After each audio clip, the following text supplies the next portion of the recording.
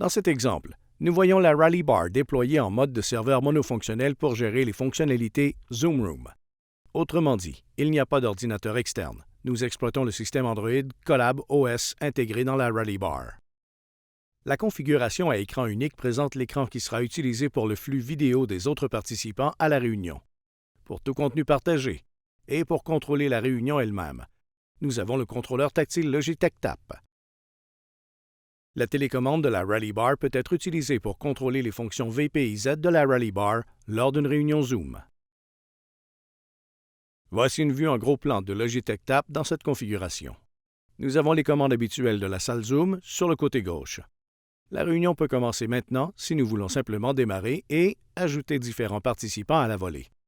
Sinon, pour rejoindre un appel existant, nous pouvons cliquer sur « Rejoindre » Join, saisir l'identifiant de la réunion ou le nom du lien personnel et cliquer sur « Rejoindre » lorsque nous avons terminé. Pour obtenir une liste des réunions existantes, nous nous rendons dans notre liste de réunions. Dans ce cas, nous n'avons pas de réunion préprogrammée, mais nous voyons que nous pouvons démarrer une réunion instantanément en cliquant simplement sur « Démarrer » Start.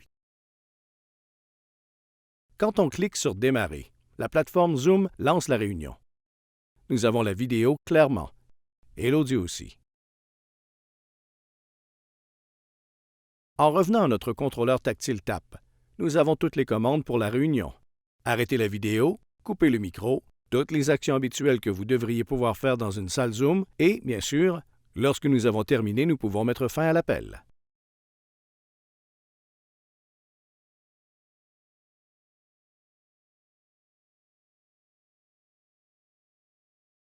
Dans ce scénario, nous avons la Rally Bar fonctionnant en mode de serveur monofonctionnel avec l'application Zoom Rooms actuellement configurée et affichée.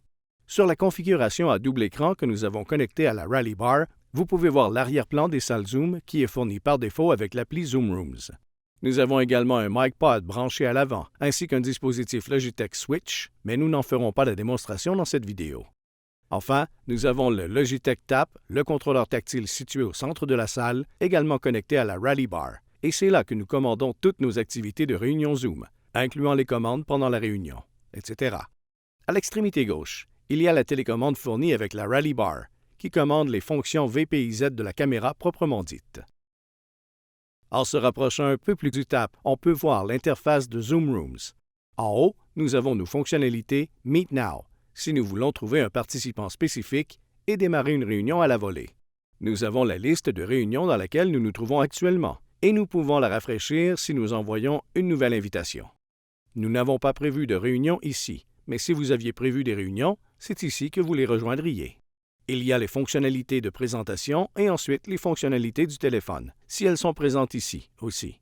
Nous allons donc déclencher le processus de rejoindre, car quelqu'un nous a proposé une réunion.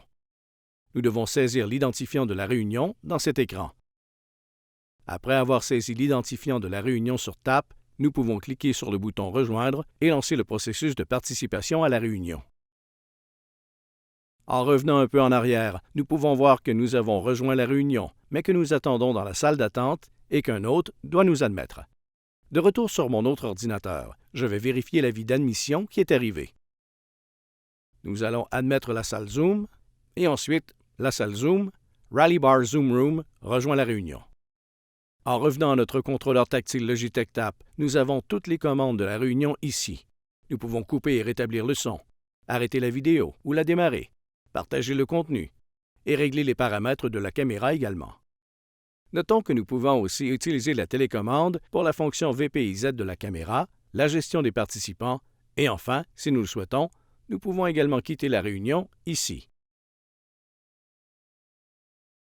Sur ce, nous remettons la salle dans son état par défaut de Zoom Rooms.